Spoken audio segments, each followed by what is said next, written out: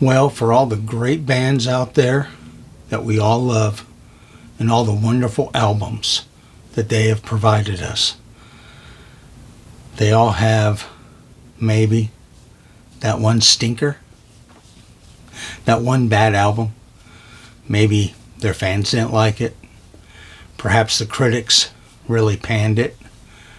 But they're out there.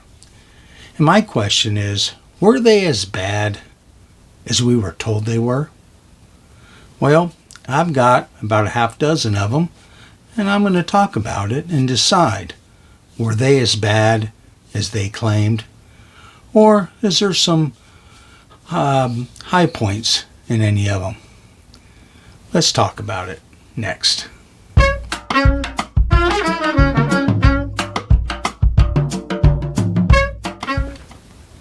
Thank you so much for coming back. You know I appreciate it. I say it every time. If you haven't subscribed, please do. I'd really appreciate it. We're really growing faster than I ever imagined. Now, about these bad albums by these great bands, I know you know a couple of them I'm going to mention. So, let's start the list. And the number 6 one that I have is Metallica, Saint Anger. Yeah, that ruffled a lot of feathers. It was an album made during a very a lot of turmoil within the band at that time. It was released in 2003, and they had no bass player. Jason Newsted had left. Bob Rock actually played bass on the record, and it was the sound, I think, that turned a lot of people off. That and no guitar solos. But it had some high points, and it was raw. It was really raw. But I think the biggest hiccup in the whole album was the snare drum. Oh, that snare drum was horrible. It's like he was beating on a trash can. But there are some good songs on that record, I think. I like Saint Anger. I like Frantic. I like The Unnamed Feeling. I thought those were good songs, and there's a couple of other high points in that album. But it is a departure from what we were used to, that crisp, heavy, grinding, the clear, crisp drum kit, the guitar solos. That was all gone. It was kind of modernizing their sound, I guess. That's going to be a running theme in this whole video with these albums. But Saint Anger, I don't think it's as bad as people say it was. I think it's pretty good. Not their best album, but it's fine. Metallica, Saint Anger. I listen to it from time to time. I don't hate it that much. The next one is number 5. It's from 1997, and it's Mötley Crüe, Generation Swine.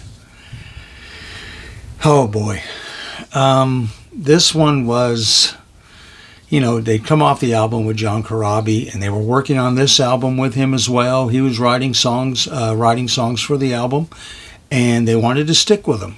But Warner Brothers and Elektra was putting pressure on the band to bring Vince Neil back. They didn't think John Corabi had that star power that Vince Neil had. So John Corabi finally got tired of the tension in the recording studio. Knew the record company was trying to push him out, so he ended up leaving, and they brought Vince Neil back. And it's just, like I said, a lot of songs were written by John, and Vince's cadence and voice didn't go with it. It just didn't sound right. And they were trying to get a modern sound, like a new metal that was going on in the 90s. And they were trying to be modern their music. A lot of parts, from what I've read, that Mick Mars did, they cut out and used session players. In fact, Mick Mars says that was one of the most regrettable times of Mötley Crüe for him. And if I had to say it, I'd say that Generation Swine, it's not a very good record. I really don't like it. That one, I will say, was a bad record. I think Saints of Los Angeles that they came back with was much better. and it was more suited to what they were supposed to sound like. So yeah, Mötley Crüe Generation Swine, to me that's a dud.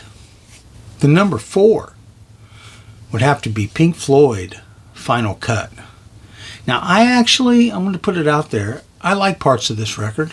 I think this record's okay, but it's a lot of leftovers from The Wall. David Gilmour didn't think the material was good enough to be put on a record.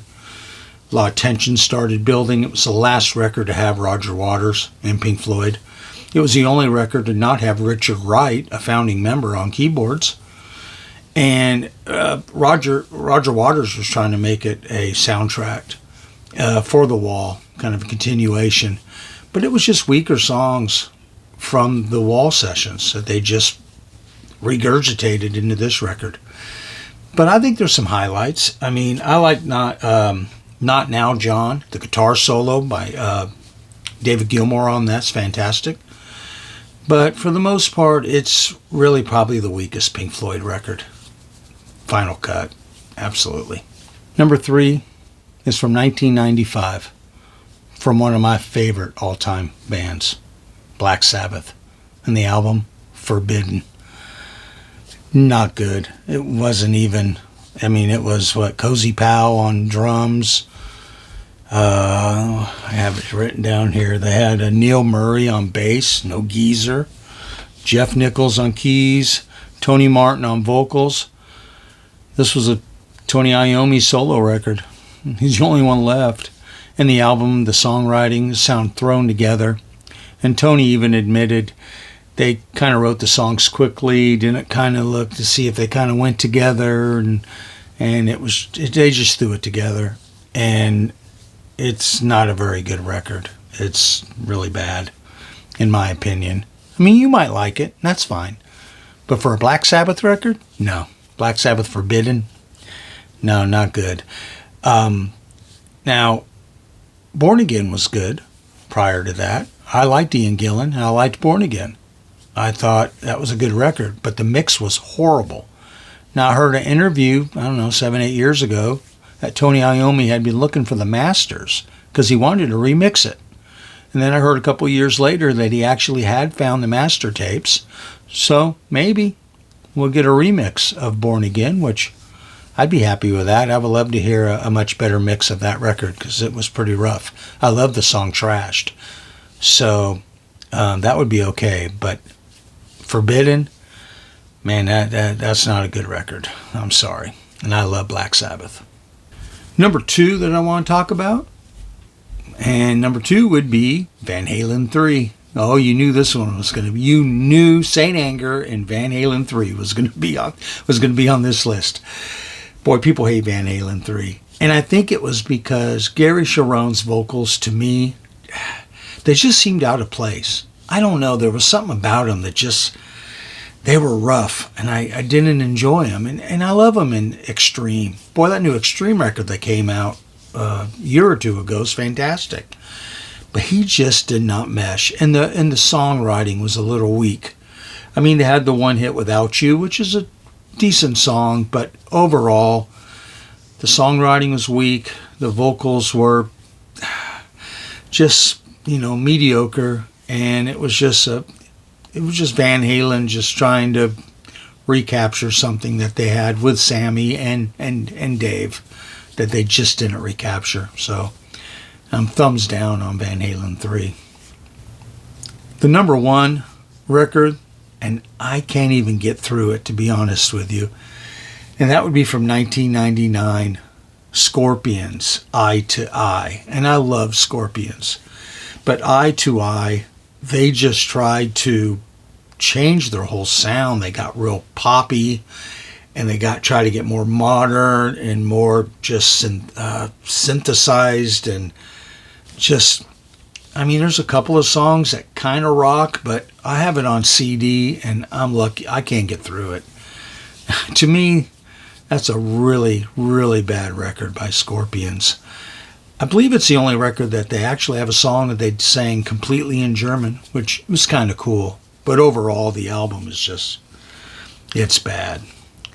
So those are the 6 that I think are the bad albums of these great bands. But some of them, I think, aren't as bad as people say they are. What do you think?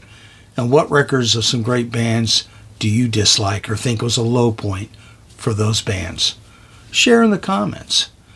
And like, subscribe, click that notification if you don't mind, so you know when I'm posting a new one. And until next time, I thank you so much for your time, and I thank you so much for watching.